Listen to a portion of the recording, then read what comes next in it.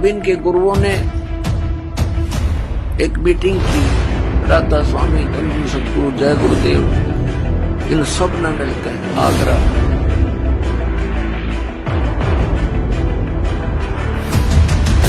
और उसमें उन्होंने पहले तो ये देखा कि क्योंकि उनके भक्तों की शिकायत गई कि जी आपके विषय में एक रामपाल संत ऐसे ऐसे बोलता है, वो तो बहुत गलत कह रहा है। अपने आत्मा समझदार को संकेत ही बहुत है।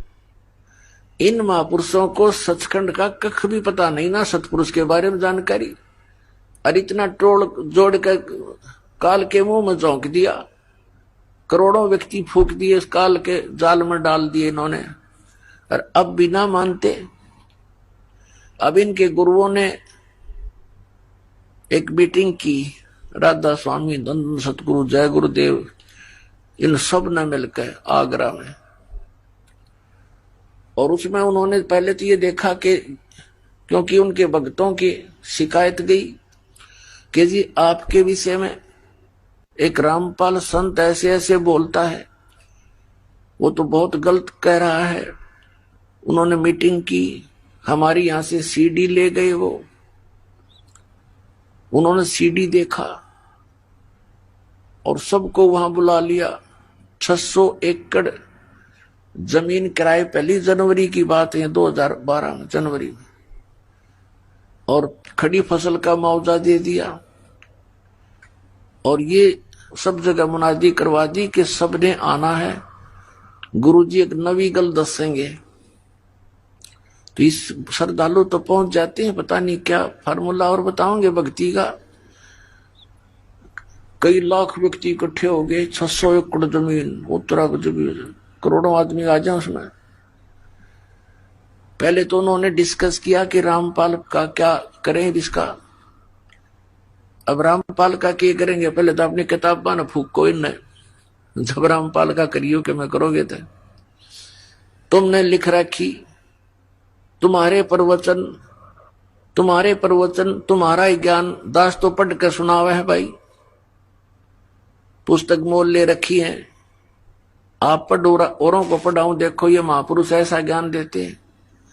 फिर सीडी दिखाई उनका नहीं समझ में आई कि अभी केस करेंगे तो किस पे करोगे, इनकी दूरी पोल खोलूंगा। फिर करके देखो एक बार, अगर ये थोड़ा सी हिम्मत कर लेते तो इस पर बैन लग जाए पूरे पंथ पे, इसका एक भी शब्द जनता में नहीं जा सकता इनका। ऐसा बेहुदा ज्ञान है इन लोगों का, कख भी नहीं पता, दुनिया को करोड़ों लोगों को डबो दिया।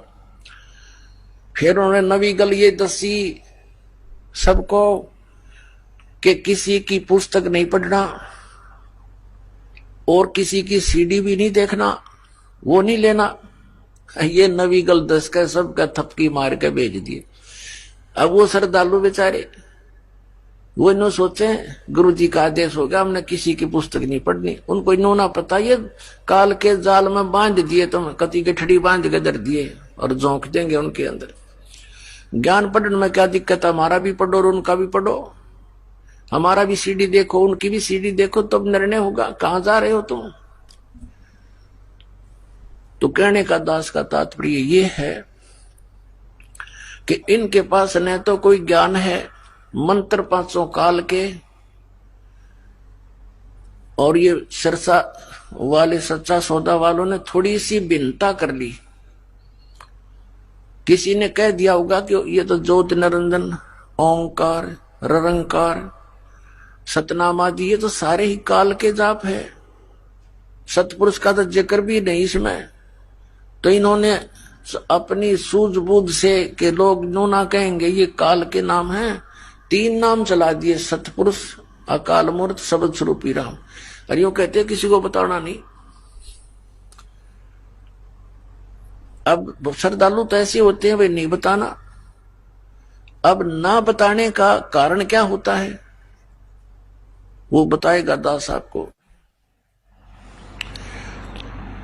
अब ये अकाल मूर्त, शब्द स्वरूपी राम और सतपुरुष ये तो एक ही परमात्मा के महिमात्मक वचन शब्द हैं और पर्यायवाची है। जैसे जल पानी नीर, जल पानी नीर, अब जल कह दो, तीन कहने की क्या आवश्यकता है? जल कहो चाहे पानी कह दो चाहे नीर कह दो।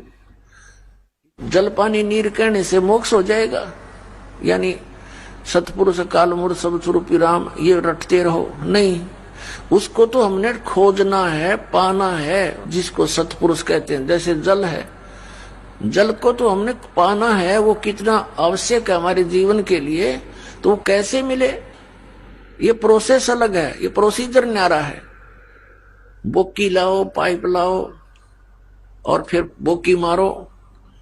जमीन के अंदर जल है, वहां से प्राप्त करना है, और फिर जब बोकी और पाइप का कार्य जल तक पहुंचना है, जल को बाहर निकालना नहीं बोकी और पाइप का कार्य है। उसके बाद फिर मशीन लगेगी, हैंड पंप। वो हैंड पंप की भी फिर प्रैक्टिस करनी है, उसकी सेवा करनी है, उसका अभ्यास करना है। तो जब जल निकलेगा बाहर, जिसको हम खोज रहे थे, जल पानी नीर करने से नहीं, वो प्रोसेस अलग है, वो प्रोसीजर न्यारा है, वो इंस्ट्रूमेंट अलग है जिनसे वो साधना की।